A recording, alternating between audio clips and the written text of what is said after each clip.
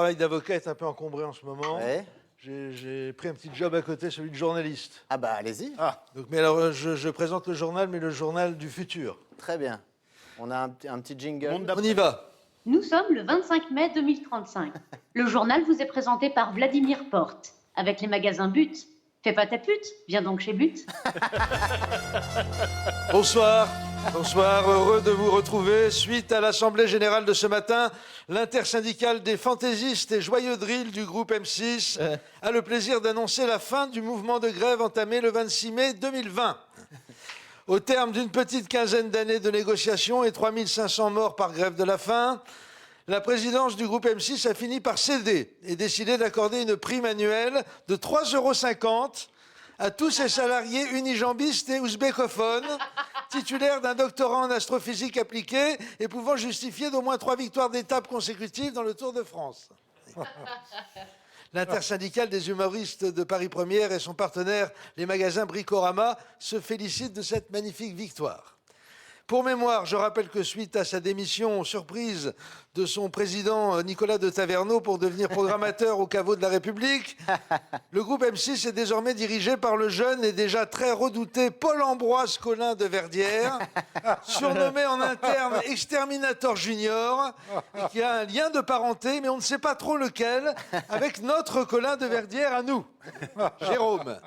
Jérôme, dont nous saluons tous bien sûr ce soir la mémoire, puisque, faut-il le rappeler, Jérôme succomba il y a tout juste 15 ans, dans la nuit du 25 au 26 mai 2020, à une attaque particulièrement virulente du déjà redoutable, mais à l'époque encore trop méconnu, Cousina Virus. Jérôme qui fut pendant des années porteur ultra symptomatique de ce terrible microbe, ce qui n'était pas sans susciter quelques gênes dans sa prestigieuse famille.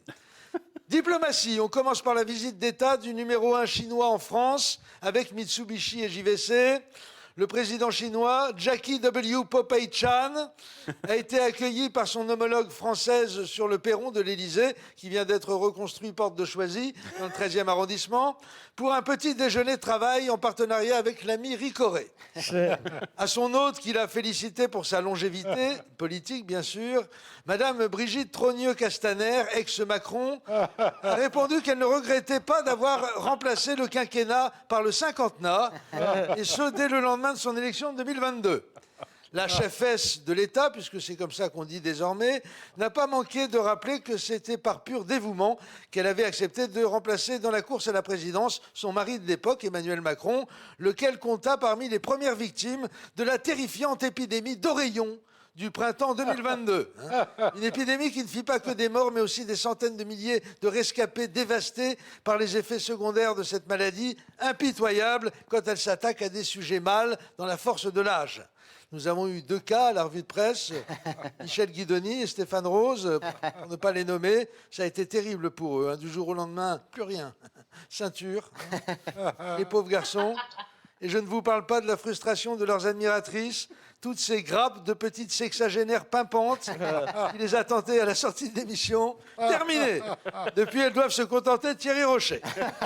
Merde, les pauvres. Bref, les conversations entre le président chinois et son homologue française se sont déroulées dans une ambiance à la fois cordiale et empreinte d'une réelle franchise. À ce propos, Brigitte Trogneux-Castaner n'a pas semblé affectée du tout par le nouveau scandale qui frappe la République, l'affaire dite des 500 000 cols du fémur en titane, ces prothèses ultra performantes fabriquées à grands frais pour venir en aide à nos aînés et qui furent détournées de leur destination première pour être distribuées dans les compagnies de CRS qui les utilisent comme matraque pour réprimer les manifestations de retraités. Était également présent à ce petit déjeuner très girl-friendly la fille de sa mère et surtout la toute nouvelle maire de Paris, la jeune Zora Aznar Laporte Arthur Dati,